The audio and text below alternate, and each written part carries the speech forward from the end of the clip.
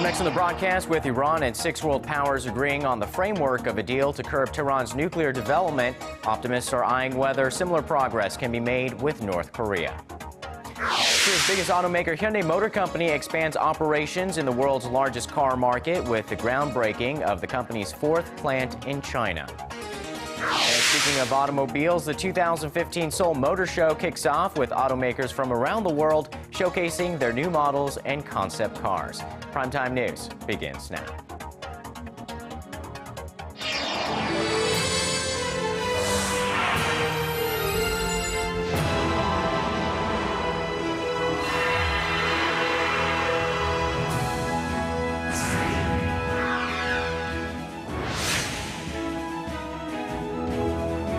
Welcome to Primetime News on this Friday, April 3rd. Live from Seoul, I am Kang. And I'm Sean Lim. Thanks for joining us for the top stories this hour. We begin with the materializing hope that Iran and world powers will soon resolve their standoff over Tehran's nuclear program. Iran and the 6 world powers, including the United States and China, agreed to a framework for a deal to curb Iran's nuclear development in return for lifting international sanctions. Our Chery reports. After 8 days of marathon negotiations in Switzerland, Iran and the so-called P5+1 nations agreed to a framework for a deal to curb Tehran's nuclear development program. It's not a final deal, but a significant step towards extending the time it would take Iran to build a nuclear weapon by at least 10 years. Iran will be able to continue its peaceful nuclear program, but there will be limitations placed on the level and the duration of its enrichment program and the quantity of enriched material that can be kept. Under the framework, Tehran has agreed to suspend 2/3 of its centrifuges that can be used to produce weapons-grade uranium. It will also dismantle a plutonium-producing reactor and allow international inspectors to monitor all of its nuclear facilities on a regular basis. The U.S. and the European Union's economic and financial sanctions concerning Tehran's nuclear activities will be lifted in phases, but will be reinforced if Tehran breaks its commitments.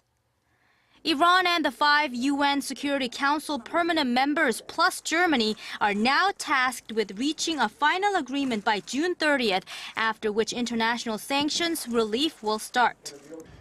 And I am convinced that if this framework leads to a final comprehensive deal, it will make our country, our allies, and our world safer.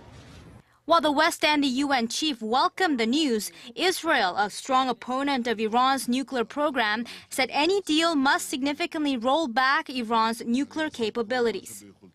The leaders of the U.S. and Iran face another hurdle at home, as the final agreement is viewed with skepticism by many lawmakers in Washington and Tehran. 최유선, Arirang News.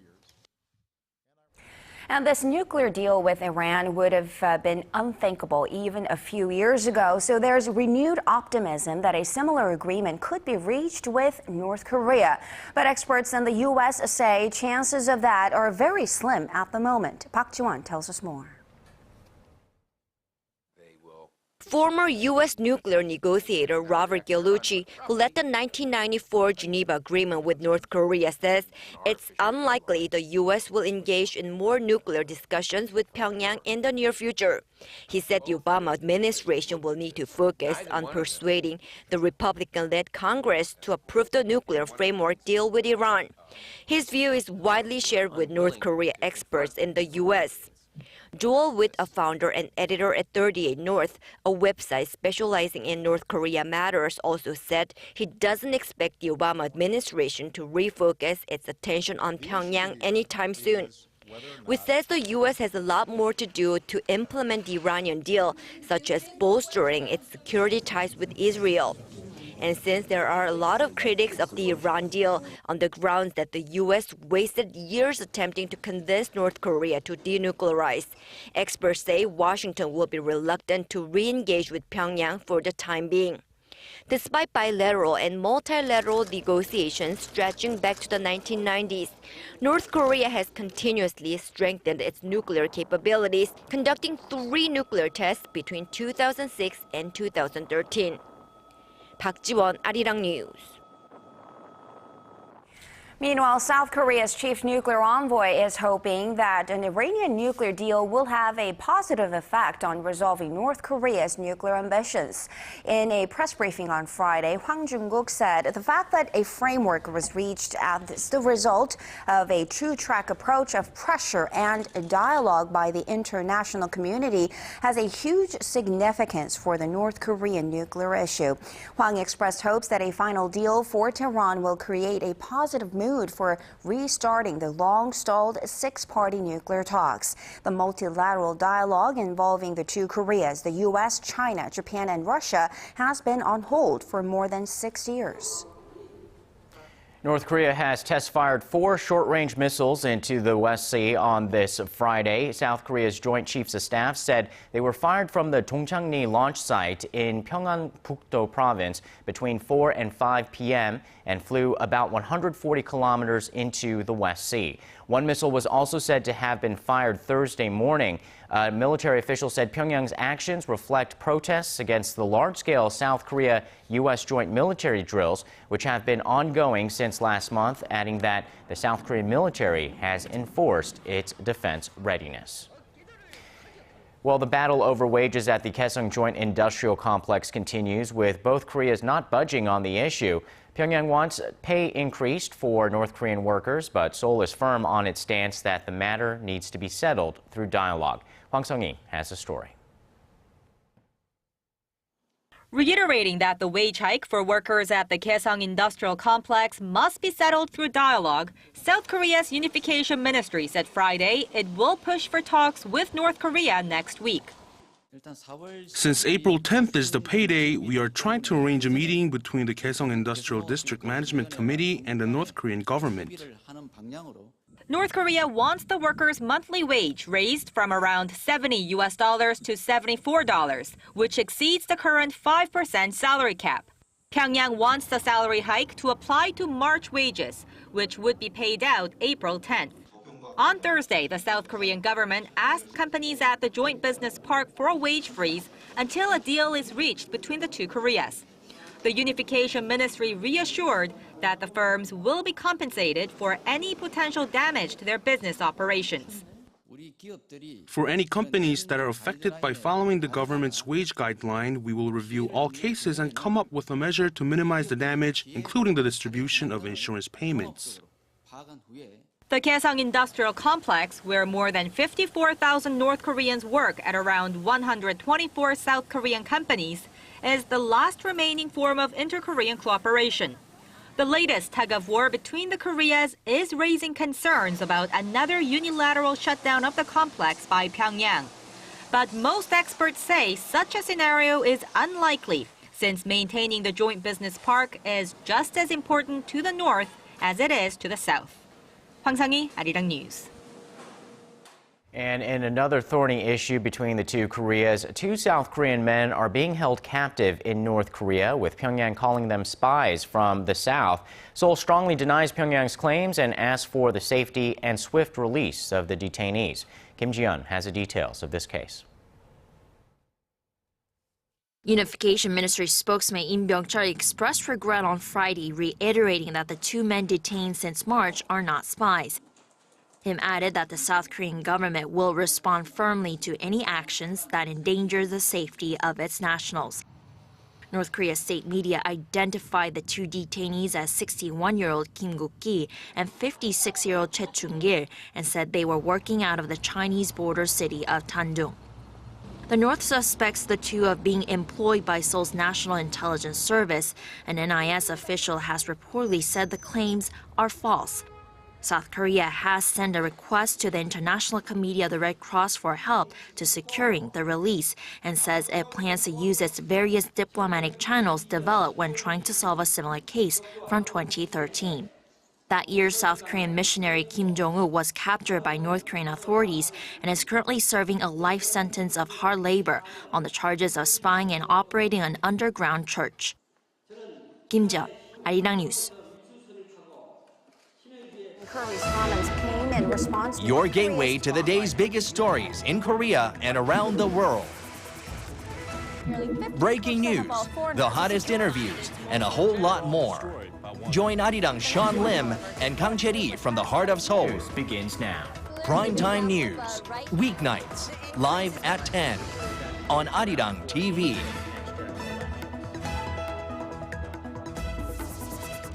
Korea's biggest automaker, Hyundai Motor, is expanding its operations in China, the world's biggest auto market. Construction officially kicked off at the fourth Hyundai plant on this Friday, and this plant is expected to open next year and sell more than 200,000 cars every year. Kwon Soo-ah has this report. The Hyundai Motor Company aims to make a bigger impact in the world's biggest auto market. Vice Chairman Chung Eui-sun spoke at Friday's groundbreaking ceremony and emphasized key phrases Hyundai Speed and Hyundai Miracle. We are going to push ahead with sustainable development on multiple fronts, including upgrades to the auto industry and economy of both countries. The new factory is located in the city of Zhangzhou in the northern Chinese province of Hebei. Hyundai Motor Company occupies a market share of 8.8% in Beijing and 8.2% in Hebei province. Construction at the roughly 2 million square meter site is expected to be completed by 2016. The company then plans to produce around 200,000 vehicles a year and eventually increasing to 300,000 annually by the end of 2018. That projection includes mass production of compact cars tailored for the local market. A fifth plant is also expected to break ground this summer in the mega city of Chongqing. Hyundai Motor Company's focus on the Chinese market comes amid fierce global competition. Demand is steadily rising and currently stands at around 26 million units this year, surpassing the 30 million mark in 3 years and hitting nearly 35 million by 2020. Hyundai Motor Group, which includes Hyundai Motor Company and Kia Motors, currently has a market share of around 10% in China, ranking third behind Volkswagen and General Motors. Kwon Soo-ah, Arirang News. Today was an exciting day for many car lovers out there. The Seoul Motor Show kicked off on this Friday. Automakers from around the world are rolling out new models and their concept cars. Our Kim Min-ji helps us take a peek into this event and the cars that are creating the buzz. Flashy and sleek take center stage at this year's Seoul Motor Show with major brands pulling out all the stops. Under the theme Experience the Technology, Feel the Artistry, automakers are showcasing models that fuse cutting-edge trends with sophisticated designs. Kia Motors pulled the curtain back on its much-anticipated revamped K5. The sedan is equipped with state-of-the-art tech, offering a safe drive and chic design that can appeal to drivers of all ages. Cars are no longer limited to just the driving experience. It's a part of our everyday lives. Our focus was to make the car a part of the driver's lifestyle and culture. Foreign brands are also making a big showing. Mini used the occasion to showcase its Mini Superleggera vision concept. It's gained attention for its roadster shape, unique styling, and classic interior. And riding on the environmentally friendly trend, a majority of local and foreign brands have also included green cars in their showcase lineup. BMW's i8 plug-in hybrid sports car made its local debut. The German car maker says it's a glimpse into the future and has even taken into consideration Korea's lack of infrastructure for such vehicles. We've installed 120 charging facilities at supermarkets across the nation for customers to use. More than 300 vehicles are on site, but if the showroom isn't enough, there's also a variety of hands-on activities visitors can check out, including driving simulations. The motor show runs through April 12th. Kim Min-ji, Arirang News. Advancements in printing and scanning technology have also led to advances in crimes related to forging official documents like resident registration cards and diplomas. But sweeping in to help that fight is a menace of a smartphone app to help people find the fakes. Our Son Jung-in shows us how the new features will work. Members of a criminal gang based in China were arrested in early 2011 on charges of sending forged official documents like ID cards and university diplomas to Korea. These kind of forgeries are a multi-million-dollar business and have been flooding Korea for years. And what makes it all the more problematic is that the fake degrees and documents have become so convincing that there is no clear way of telling if they are fake or not. But hope is on the horizon in the form of a new smartphone application. The app helps users authenticate a document or product in a matter of seconds with just a few taps on their smart device. After scanning a digital ID code that is invisible to the naked eye, the app analyzes the data in a second and sends the result back to the smartphone. Even items purchased from online shopping malls can be verified by scanning the tag on the attached label. I shop online a lot, but to be honest, I don't know if the products I'm buying are the real deal or not. So this new app helps me see if the stuff I buy is genuine. Along with the general information about the product, users can access the brand's website for extra details by clicking a link provided by the app. Unlike existing QR codes or regular barcodes, this code is encrypted and not visible to the human eye, so it makes it impossible to counterfeit or manipulate. Experts say the so-called Internet of Things that connects smart devices to regular things, including documents, will help prevent forgeries and protect original data in the future. 손정인, Arirang News.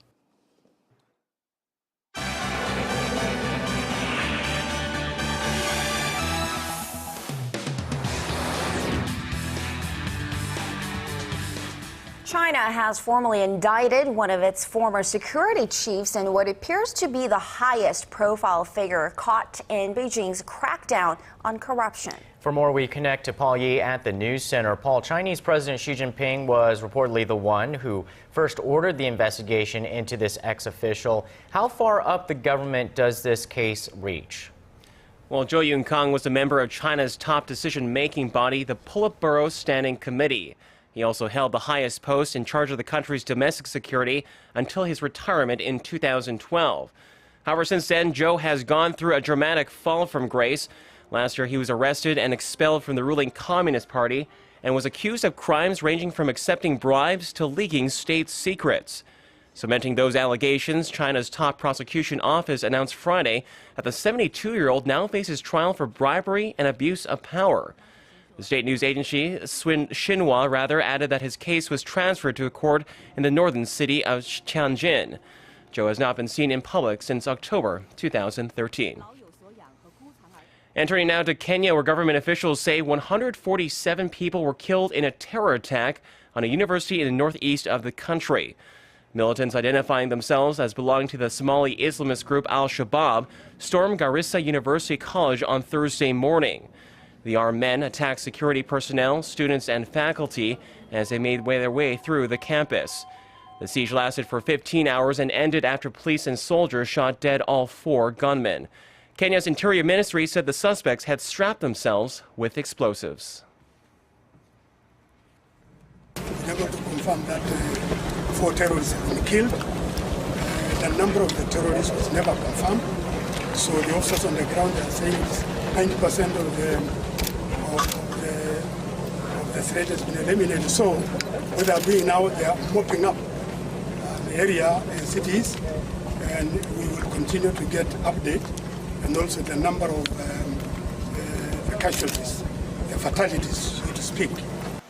Meanwhile, Kenya's military and Red Cross have airlifted the critically injured students to Nairobi for specialized treatment. At least 79 people were also wounded in what has become the worst attack on Kenyan soil in over 15 years.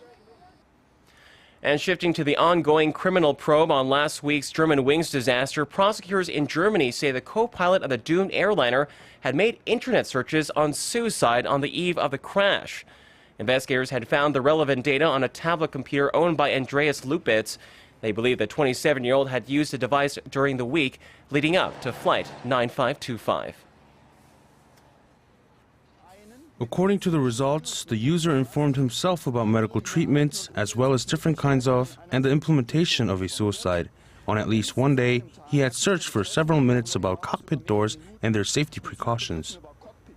Based on this evidence, investigators believe Lupitz deliberately crashed the plane when he locked the captain out of the cockpit and took control of the aircraft, killing all 150 people on board. Meanwhile, a French prosecutor confirmed Friday that recovery teams found the missing flight data recorder from the wreckage, adding that there was reasonable hope it would provide useful information. And that wraps up our look at international stories for now. I'll see you back here next week.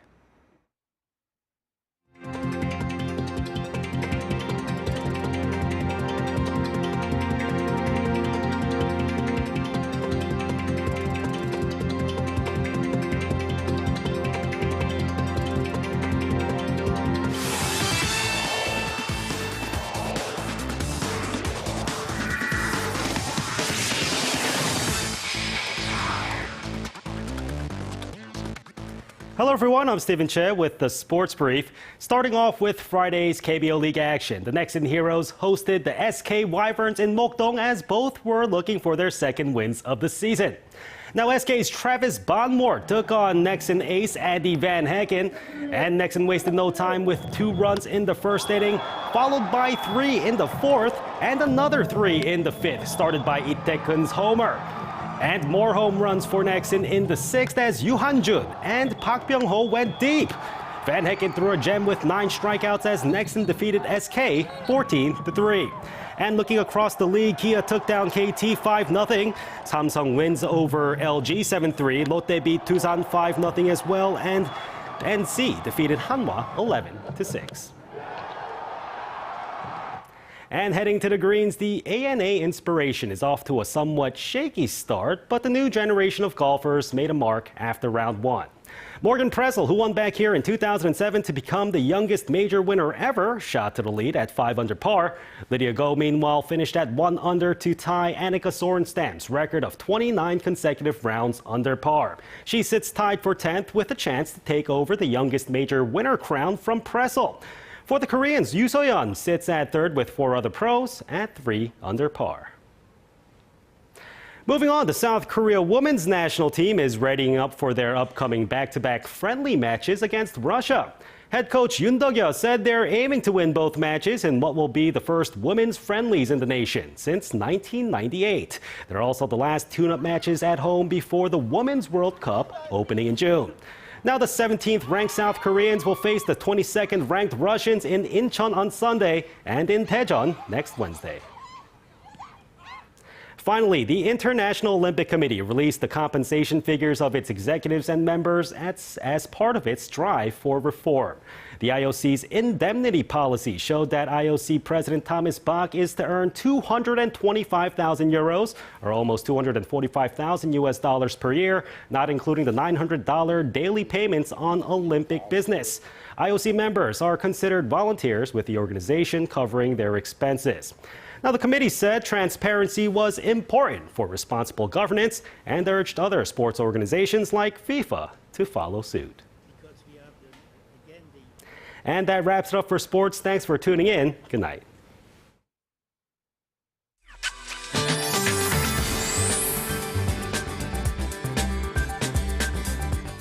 Hello and happy Friday. I'm Kim Bo-kyung with your weather forecast. We woke up to cloudy conditions this morning, which gave way to clear and bright skies by the afternoon under spring-like conditions. But if you're planning outdoor activities, make sure to get them done by tomorrow afternoon because more spring showers are on the way and they should begin down in Jeju before spreading nationwide by the evening. Taking a closer look through early Sunday morning, up to 60 millimeters of heavy precipitation is forecast for Jeju, while 10 to 30 is expected for regions down south, and this may be accompanied by stormy conditions and strong winds in some places. On to Saturday's readings. The daytime high here in the capital hits 18, while cities down south reach the mid-teens. Moving on to other places, Daejeon tops out at 16, Jeju 17, Dokdo hits 9. Those are the updates I have for you now. Hope you have a wonderful Friday evening.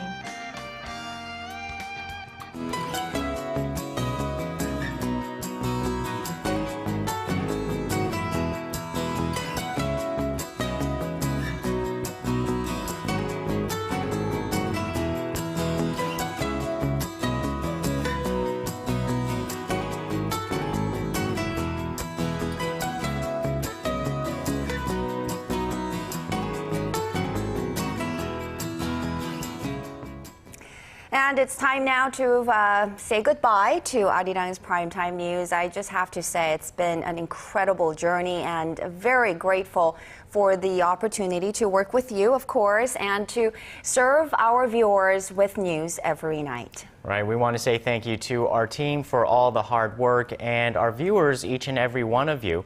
Arirang News will be back with a new look starting next week, so do tune in to Arirang TV to find out what's in store. So thank you and goodbye. We'll see you soon.